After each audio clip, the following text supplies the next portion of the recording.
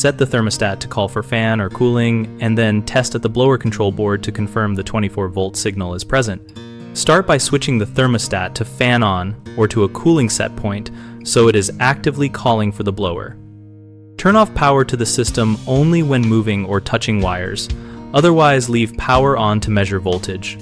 At the blower control board, locate the G terminal, which is the fan call, and the C terminal, which is the common. Use a digital multimeter set to measure alternating current voltage if the system uses a transformer that outputs AC, or direct current voltage only if you know the thermostat uses DC. Most residential systems use 24-volt alternating current, so set your meter accordingly. Probe between G and C while the thermostat is calling and expect a steady reading between 24 and 29 volts.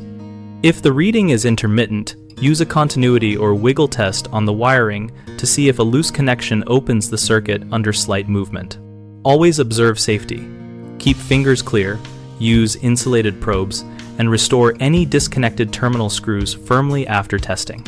Common mistakes are testing with the system power off, which gives a 0 reading, confusing the G terminal with other control terminals so you test the wrong pair, and assuming a good voltage proves the board will run when mechanical relays or safety switches can still block the blower. If you power down the system to move wires, turn it back on for live testing and verify meter settings before measuring. If you nail the wrong terminal, reference the wiring diagram on the board or take a clear photo with your phone so you can compare at the stat and board without guessing. If voltage is present but the blower does not run, check for trip door interlocks, a stuck relay on the board, or a failed capacitor, and isolate those components one at a time. BigHomeProjects.com connects homeowners and contractors around projects like thermostat troubleshooting and blower problems.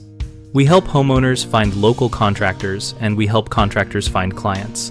And our site includes a discussion community where users and pros exchange real-world tips and troubleshooting steps.